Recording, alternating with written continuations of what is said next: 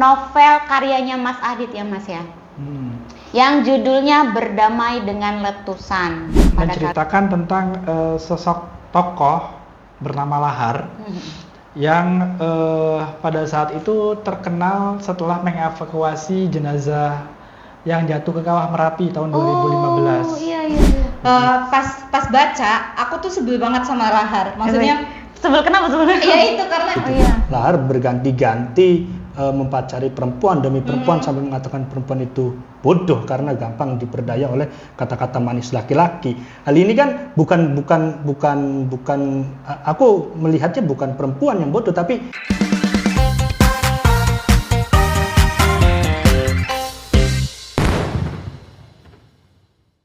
Halo Sobat Rama, kembali lagi di podcast Rama. Kembali lagi dengan aku, Hawa Kibula Maa yang cantik dan Tencok. Halo Tencok. Halo. Di sini juga ada Mas Adit. Halo Mas Adit. Dan ada Om Brem. Halo. Halo Om Brem, sehat Om? sehat. Insya Allah. Kawat Tibul Iya yang kalau cantik. Iya memang. Gak apa-apa ya Sahabat Rama, agak narsis.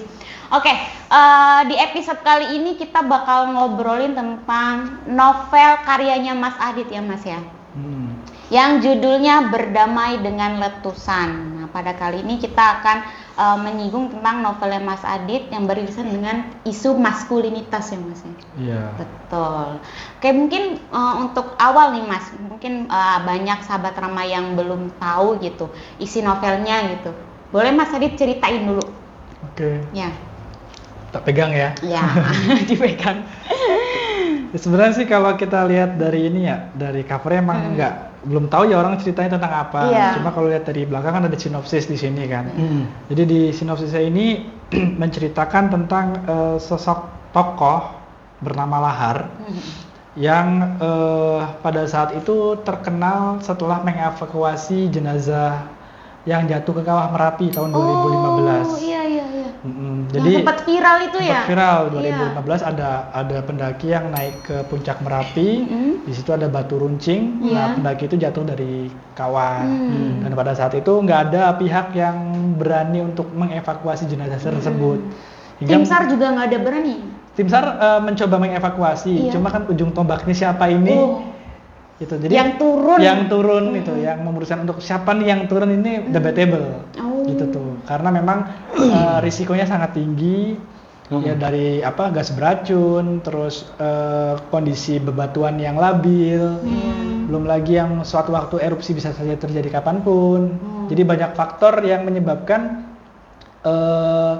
kemungkinan hidupnya kecil untuk orang yang memberanikan turun ke kawah. Jadi Bilang selamat ya. hingga muncullah seseorang namanya Lahar gitu ya, yang oke, saya turun kayak gitu tuh.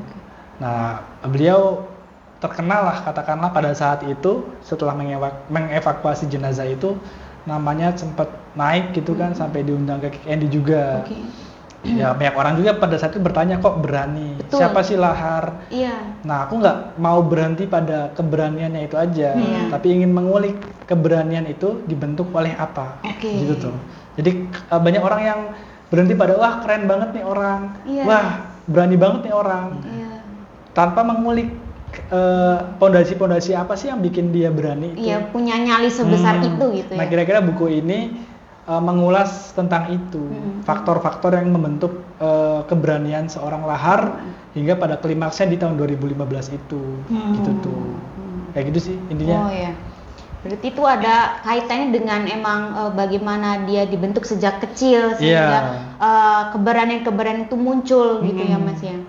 Iya. Emang apa gitu Mas yang terjadi ketika Lahar kecil gitu, maksudnya apa yang sudah beliau lalui sampai mempunyai keberanian gitu? Iya. Nah kalau di buku ini memang kita flashback ke belakang banget, yaitu ke pengalaman tokoh utamanya namanya Lahar ini ketika dia masih kecil. Jadi waktu kecil itu dia hidup di lingkungan keluarga tradisional di lereng Gunung Merbabu gitu kan ya. Nah di sana diceritakan juga bahwasanya sejak SD apa SMP saya lupa, dia memutuskan buat keluar sekolah. Dan pada saat itu di tempat itu mungkin sampai dengan hari ini ya, angka putus sekolah itu tinggi juga, masih tinggi gitu tuh. Jadi lahar itu bagian daripada orang-orang yang sama kayak masyarakat pada umumnya di situ ya, yang sebagian memutuskan untuk nggak sekolah gitu. Dia berani untuk berontak lah, sampai akhirnya dia ngerantau ke Batam, ikut kakaknya jualan. Nah itu kebentuk tuh kepribadiannya lah, yang mental keberaniannya itu ya. Kemudian dia di Batam juga merantau, juga dibentuk lagi oleh keadaan di mana nggak ada orang tua juga di sana gitu tuh, harus mandiri dan lain sebagainya, sampai akhirnya dia nikah tuh pas dari Batam itu ketemu seorang perempuan lah, kayak gitu sih. Nah itu untuk isu maskulinitasnya Mas kemas seperti apa dalam novel ini? Nah kalau di sini bagian yang mungkin akan tampak ya agak jelas itu di bab setelah dia menikah. Jadi habis dari Batam itu kan dia menikah. Kemudian di pernikahan itu sebagaimana umumnya hubungan ini ya, suami istri yang mendominasi itu biasanya laki-laki. Laki-laki betul. Laki-laki yang nyari nafkah, laki-laki yang kerja. Nah di usia dia tuh nikah usia 20-an tahun kalau nggak salah, masih tergolong belia ya untuk ukuran hari ini gitu tuh ya. Mungkin secara mental juga belum siap dan lain sebagainya, sehingga situasi itu ketika Lahar mencari nafkah, si tokoh utamanya ini mencari nafkah, istrinya itu apa ya, kayak merasa bahwa yang saya butuhkan tuh bukan hanya itu, bukan hanya materi. Kok kamu nyari duit terus gitu, aku kok jarang diperhatikan, sehingga ada konflik di situ. Kemudian nikah dapat berapa tahun lupa ya saya, pokoknya nggak nyampe 5 tahun kalau nggak salah itu cerai. Gitu tuh, cerai. Nah di situ mungkin pintu masuknya salah satunya dari situ sih, soal maskulinitas ya. Kayak gitu. Menarik tadi Om. Aku pengen nanya ke Om Bram tadi, karena laki-laki ya mungkin dia dibentuk dari kecil itu harus pemberani, harus jadi tulang punggung. Jadi ketika menikah tuh hanya fokusnya cari nafkah, sedangkan tadi tuh berelasi dengan pasangannya untuk memberikan keamanan secara emosional itu mungkin kurang gitu ya Om ya. Kan Om Bram sebagai laki-laki dan sudah menikah nih Om. Mungkin apakah maksudnya cerita itu relate gitu dengan kisah, maksudnya dengan lingkungan Om Bram sendiri? Ya aku melihatnya novel ini aku sudah pernah baca juga kan, sosok tokoh dalam novel ini si Lahar itu memang di beberapa bab itu tergambar sangat maskulin banget gitu kan. Tapi lagi-lagi kita harus melihat bahwa yang seperti ini tuh bukan hanya tokoh ini saja gitu, bahwa ini adalah gejala masyarakat, gejala sosial di masyarakat. Realitas sebenarnya realitas ya, di masyarakat yang ditulis secara realitas yang sangat patriarkal gitu. Bahwa sosok laki-laki itu diharapkan mempunyai atribut, peran dan perilaku yang sangat maskulin gitu. Yang sangat maskulin itu apa gitu? Ya kayak berani, mandiri, kemudian tegas, bertanggung jawab. Itu atribut-atribut seperti itu. Kemudian peran-perannya apa? Ya laki-laki itu harus mencari nafkah, harus menjadi pemimpin keluarga, harus menjadi yang hebat-hebat gitu. Nyali besar, itu ya. Pantang menyerah.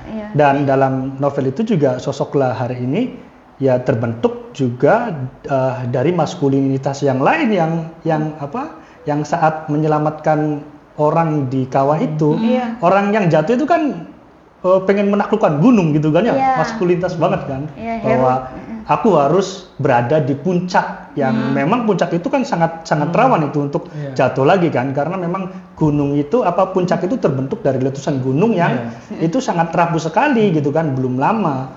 Nah Lahar terbentuk dari maskulinitas juga gitu kan. Dan itu terjadi di mana-mana. Maskulinitas ini sebenarnya tidak berbahaya ya, tidak berbahaya. Tapi di titik tertentu, kalau pemahaman ini jadi hanya satu-satunya pemahaman tentang kelelakian, itu akan sangat berbahaya bagi emosi dan bagi mental laki-laki. Bagaimana tidak bahaya gitu kan? Laki-laki dikontrol sedemikian rupa sampai dia tidak mengenal dirinya gitu, bahwa dia tuh harus jadi pemimpin yang mengayomi semua orang gitu kan, atau dalam keluarga ya keluarganya mencari nafkah. Ya wajar saja kalau posisi laki-laki kemudian setelah menikah itu ya hanya disibukkan untuk mencari nafkah, karena pemahaman dia tentang memberikan pengayoman yang memberikan nafkah itu gitu. Itu wajar, itu terjadi di mana-mana. Di titik tertentu jika ada yang membuat jiwanya goyah, itu akan hancur. Karena laki-laki juga harus kita pahami, itu tidak boleh mengeluh. Nih, mencari nafkah itu sulit ya, sangat sulit gitu kan bagi beberapa orang yang memang jalan rezekinya itu belum ketemu. Itu sulit banget. Bagaimana coba kalau nggak boleh mengeluh? Akan cerita sama siapa gitu kan. Sedangkan keluhan-keluhan itu tidak boleh dikeluarkan, mengendap, akhirnya pas pecah, meledak, itu sangat besar sekali dampaknya. Terutama kalau dalam konteks lahar, karena tidak memahami memahami tentang relasi dengan baik, yang dipahami hanyalah maskulinitas saja, tentang mencari nafkah dan menjadi pemimpin keluarga, akhirnya dia pecah. Beberapa bab berikutnya juga menceritakan itu, Mas ya. Iya. Ya mungkin Mas Adit bisa menceritakan lengkapnya gitu, bagaimana sih posisi tadi itu. menarik ya Mas ya. Jadi sifat tadi maskulinitas, kemudian dari keberanian lahar itu sebenarnya bukan tiba-tiba ujuk-ujuk dia memiliki keberanian itu, tapi emang dari lingkungan, dari pola asuh keluarga, dia dididik sekeras itu gitu, misalnya semaskulin itu gitu. Aku juga pernah baca maksudnya di part yang di mana lahar menemui titik balik, dia putus asa gitu. Dia ngecamp atau dia tinggal di tenda gitu Mas, terus ketemu sama harimau. Nah itu menurut aku part yang paling mengasyikkan dan paling deg-degan gitu. Bagaimana seorang lahar yang maksudnya ya dari awal dia diceritakan sebagai seorang yang keras gitu ya, terus tiba-tiba dia menemukan titik balik, akhirnya luruh. Oh kayaknya ini tuh ada kekeliruan gitu. Mungkin Mas Hadid bisa menceritakan itu. Ya kalau dari sini kan tadi nyambung dari Mas Hadid ya. Itu tadi laki-laki dibentuk sedemikian dan sebagainya, dan di novel ini pun seperti itu. Jadi ketika konflik rumah tangga itu terjadi, laki-laki merasa, loh saya kan udah berupaya semaksimal mungkin memerankan tugas saya, tapi kok yang di rumah nggak terima. Nah inilah, jadi ada miskomunikasi sih, yang kayaknya harus ya ketika kita berelasi dengan siapapun kayaknya ini harus dikomunikasikan dengan baik deh gitu tuh. Kemudian pasca perceraian itu kan mengalami depresi. Iya betul itu. Ya kalau aku melihatnya depresi itu muncul karena mungkin karena usia ketika menikah pun masih tergolong masih muda lah. Masih muda, masih banyak ingin mencoba, masih pokoknya adrenalinnya tinggi dan sebagainya. Sedangkan pernikahan itu kan biasanya mengikat tuh, jadi membatasi satu sama lain lah antara pasangan. Nah ini belum siap dengan itu, sehingga ketika perceraian terjadi, sedangkan anak sudah ada pada saat ini kan diceritakan dia udah punya anak. Nah realitas yang nggak terduga-duga itu terjadi depresi. Nah yang cerita yang tadi awal sampaikan itu ceritanya dia mau bunuh diri sebetulnya. Oh, dia mau bunuh diri? Iya, mau bunuh diri. Ke puncak Merapi terus terjun ke kawah. Tahun berapa saya lupa. Itu. Sama temannya namanya Petak gitu ya? Oh iya. Orang sama temannya namanya Petak. Nah di situ terjadi dialektika lah, sehingga lahar berpikir ulang untuk mengakhiri hidupnya. Nah di momen itu bertepatan dengan momen meletusnya Gunung Merapi 2010. Oh berarti ingat tahunnya 2010 yang Mbah Marijan itu meninggal. Dan banyak pengungsi di situ. Ya daripada kamu mati mending menghidupkan hidupmu aja gitu. Nah, salah satunya jadi relawan. Nah pintu masuknya lahar jadi relawan sampai dengan hari ini tuh dari situ. Dari momen dia pengen bunuh diri, terus ada dialektika sama temennya, terus ya udah daripada saya mengakhiri hidup kok cemen banget lah. Nah itu kan sisi maskulinitas juga muncul lagi tuh. Cemen. Lemah banget ya gitu. Iya, tersentil gitu. Jadi ya udahlah, fight lagi gitu tuh. Ketemu sama dunia relawan di situ. Jadi momennya dialektika sama temennya itu. Ketika pengen bunuh diri ada obrolan lah. Lengkapnya mungkin di sini lah obrolan. Kayak gitu sih. Tencuk nih sebagai seorang perempuan dan aku juga sebagai seorang perempuan. Ketika baca novel itu tuh apa yang ada dalam pikiran Tencuk maksudnya? Kesel sih ya, maksudnya ada momen-momen tertentu yang bikin kesel dan kok laki-laki kayak gini banget ya, brengsek banget ya. Iya. Tapi kayak tadi yang soal apa Lahar dengan istrinya, relasi antara Lahar dengan istrinya.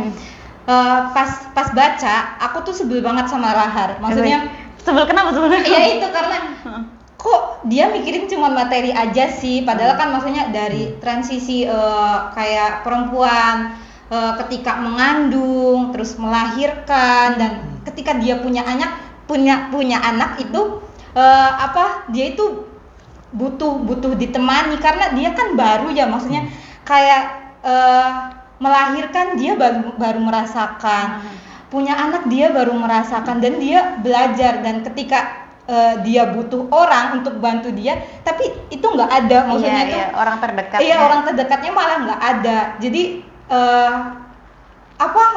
itu yang sering terjadi, maksudku kayak banyak teman-teman laki-laki atau perempuan yang bermasalah di komunikasi tadi, kayak perempuannya selalu ingin dimengerti, sedangkan laki-lakinya nggak peka kayak gitu. jadi nggak nyampe kayak laki-laki tuh perempuan itu pengennya coba deh, aku lagi kayak gini toh dibantu loh, misalkan lagi apa atau apa dibantu, jangan diem aja deg-deg. Karena mungkin dalam benaknya laki-laki itu tugas dia hanya mencari nafkah iya, tadi. nah itu yang nggak kepikiran, maksudnya kepikiran di aku sendiri pun ya pas baca itu, oh iya ya, laki-laki kan sangat dibebankan tentang nafkah itu. Jadi yang dia pikirkan ya hanya tentang nafkah, dan kalau misalkan dia sudah memberi nafkah ya tugasnya selesai. Padahal kan enggak semudah itu loh, maksudnya di rumah tangga itu kan ada ngobrol, ada apa kayak gitu, nggak cuman memberi uang terus materi udah kayak gitu. Terus kalau ada maunya baru deketin, datang kayak gitu kan enggak kayak gitu. Nah itu yang sering banget muncul di permasalahan rumah tangga ya, kayak teman-temanku yang masih muda tapi udah menikah juga kayak gitu, kayak dia tuh masalahnya kayak dia pengen dimengerti sama suaminya kayak gitu, kayak aku tuh pengen ini kayak gitu, kayak aku tuh pengen ditanyain kabar, ditanyain kamu udah makan belum, ditanya sekedar itu kan bentuk perhatian yang diinginkan perempuan ya. Kalau perempuan kan emang mungkin karena dibentuk juga ya dari dulu untuk selalu nerimo terus lemah lembut dan perhatian kan, kayak kita juga ya, kayak kamu sama pacar kamu juga kan yang selalu kayak nanyain kamu udah makan belum, kamu lagi sibuk apa kayak gitu, biasanya perempuan kan yang nanyain ya kayak gitu, dan itu pun muncul ketika sudah menikah kayak gitu. Jadi apa yang dipikirkan perempuan itu nggak match ya. Iya betul. Iya, sama yang laki-laki, dan laki-laki pun nggak ngerti. Problemnya tuh Cop, yang begitu pendidikan tentang relasi berhubungan dan menikah itu nggak ada. Nah Cop. itu makanya. Jadi akhirnya laki-laki dan perempuan itu kemudian bingung dan mengertikan satu sama lainnya dengan asumsi-asumsi saja, begitu betul, kan. betul. Apalagi laki-laki itu kan di konstruksi sedemikian rupa untuk menggapai seorang perempuan itu harus berjuang mati-matian kan gitu kan. Jadi laki-laki itu mengorbankan segalanya tuh untuk mendapatkan cinta itu kan. Lah di titik dia sudah mendapatkan hatinya, itu kan goalnya. Iya. Jadi laki-laki itu kemudian akhirnya ya hanya setelah menikah ya dia tidak terlalu berjuang keras dong. Kan udah pernah berjuang ini loh. Jadi puncak adrenalinnya tadi itu Mas ya. Jadi kalau sisi maskulin dari laki-laki tadi itu ada adrenalin tadi ya Mas. Ya jadi kalau puncak adrenalinnya udah tercapai, udah goalsnya udah dapet, jadi apalagi? Ini terjadi juga di sini. Nah, harus gimana tuh ceritanya Mas? Iya, jadi setelah perceraian itu depresi dan pengen bunuh diri terus nggak jadi, jadi relawan. Nah, si tokoh utama ini menemukan titik balik, bukan dalam arti yang positif ya, maksudnya titik balik yang bagaimana cara dia memandang perempuan. Nah itu. Yang awalnya dia berprinsip soal kesetiaan, sebagaimana Mbah Marijan yang setia pada Merapi. Nah setelah cerai itu dia mengalami perubahan tentang cara dia memandang perempuan. Jadi dia ngelihat perempuan tuh kayak objek, si tokoh utama ini, yang harus dia memposisikan diri sebagai pemburu dan perempuan itu kayak hewan yang diburu gitu tuh. Bahkan disebutkan sampai 73 perempuan ya. Wow. Yang berhasil Gokil. ditaklukkan. Ditaklukkannya dalam artian ketika dia ungkapkan perasaannya terus diterima, itu paling selang seminggu itu udah putus lagi. Atau dalam satu waktu pacaran itu bisa 2-3 perempuan sekaligus gitu tuh. Jadi pandangan dia soal kesetiaan, dia kecewa sama kesetiaan, terus sama perempuan ya apa ya, udah beda banget. Bahkan dengan pengalamannya dia 70 sekian itu memandang bahwa perempuan itu makhluk yang bodoh gitu tuh. Karena mudah dimanipulasi. Betul, ya, mudah ya, dimanipulasi, kemudian gampang dimainin lah. Mungkin nganggapnya laki-laki itu cinta beneran sama perempuan itu, tapi ternyatanya itu nggak sungguh-sungguh gitu tuh. Dikiranya tulus tapi enggak gitu tuh. Nah ini diceritakan juga di novel ini ya, sisi maskulinitas untuk menaklukkan itu sangat besar di fase itu gitu.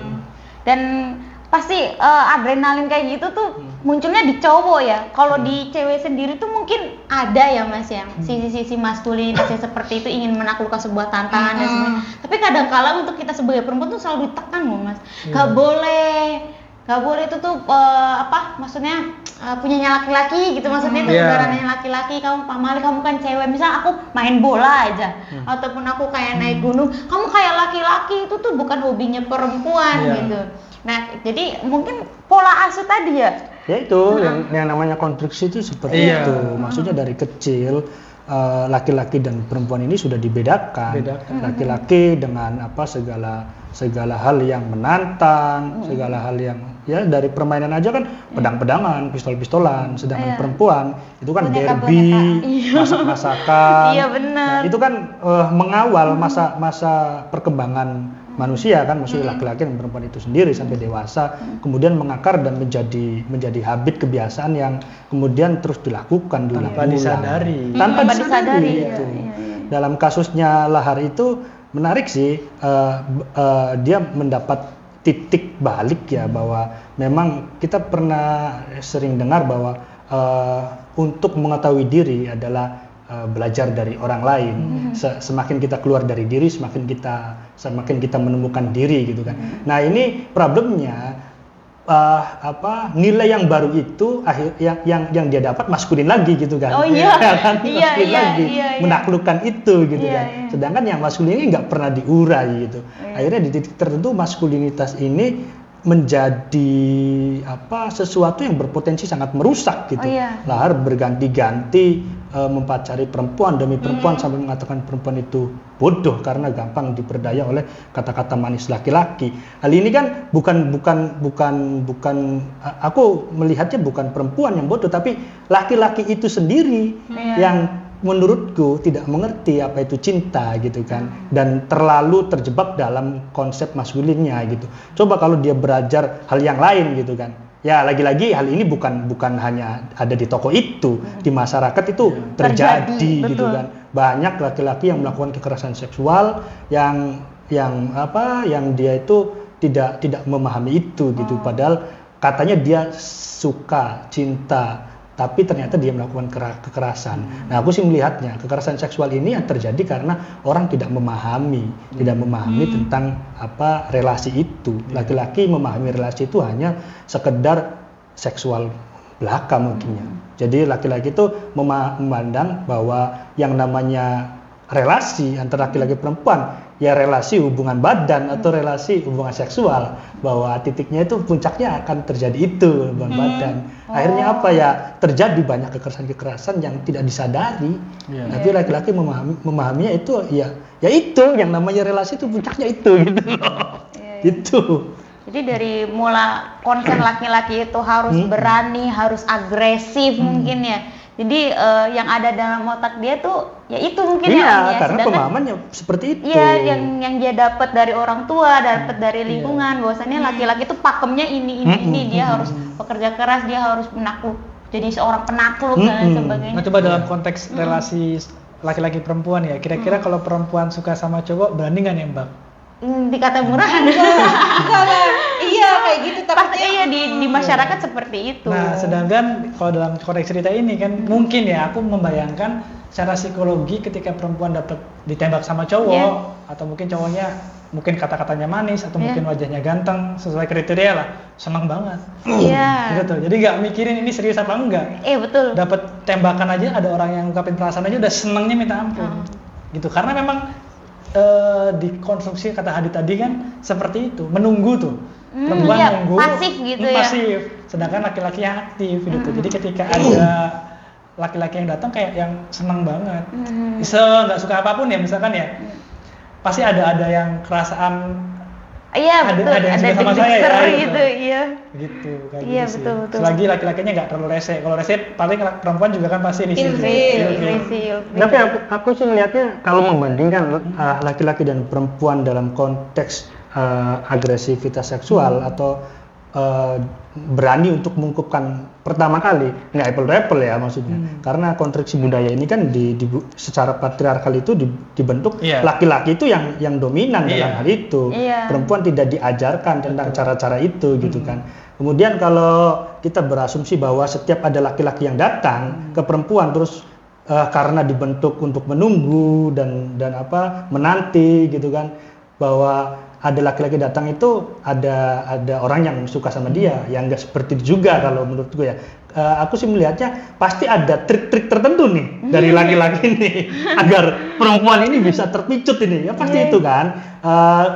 Salah satunya mungkin ada grooming. Ya aku aja waktu main ke rumah pacar itu bawa martabak loh gitu kan. Atau bawa durian kan begitu. Nah hal demikian juga itu kan harus dilihat gitu kan, semacam itu.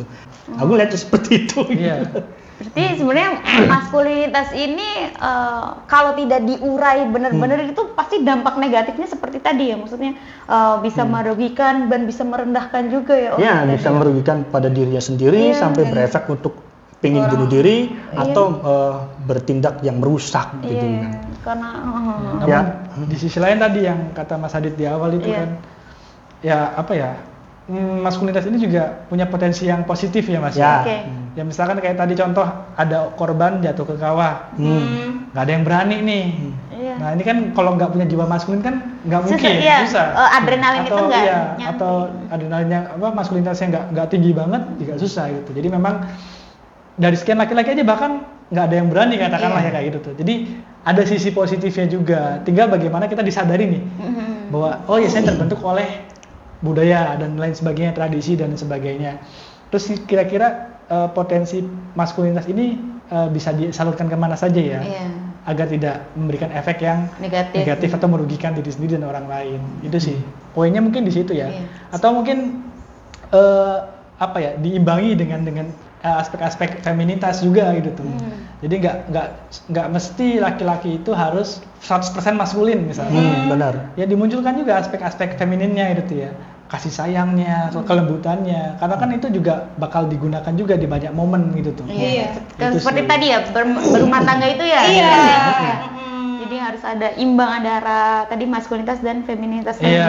Karena kan sebenarnya setiap orang yang maksudnya nggak laki-laki nggak perempuan punya sifat kedua itu, maskulin feminim kayak gitu. Cuman karena perempuan kayak gitu, jadi yang lebih dominan ya. Kita tuh dibentuknya tuh feminitasnya yang terus dimuncul-munculin gitu. Padahal ada semua kayak gitu. Cuman nggak dimunculin aja. Kayak laki-laki sebenarnya juga punyalah sifat lembut, itu punya. Cuma karena yang diasahnya itu cuma nggak pernah yang kasar-kasarnya aja gitu. Jadi yang keluar yang kasar. Yang lembutnya juga terendam. Sedangkan perempuan terbalik ya, yang dimunculin sesuatu yang lembutnya. Jadi dia diposisikannya sebagai seorang yang udah dibawa aja, nerimo kayak gitu-gitu. paling itu sih. Nanti selebihnya mungkin bisa. Ya, Iya. mungkin nanti kalau teman-teman atau sahabat Rama yang penasaran dengan kisahnya Lahar ya bisa baca novelnya Mas Adit, bisa dibeli di Umahama Store. Oke, mungkin sekian sahabat Rama podcast pada episode kali ini membahas tentang isu maskulinitas dalam novel karya Mas Adit. Apa ini Mas judulnya? Berdamai dengan letusan. Jilid 1. Mungkin nanti kalau sahabat Rama sudah membeli bukunya dan ada tanggapan lain bisa share di kolom komentar. Jangan lupa subscribe, komen, dan juga dengarkan podcast ini di Spotify. Bye-bye. Bye-bye.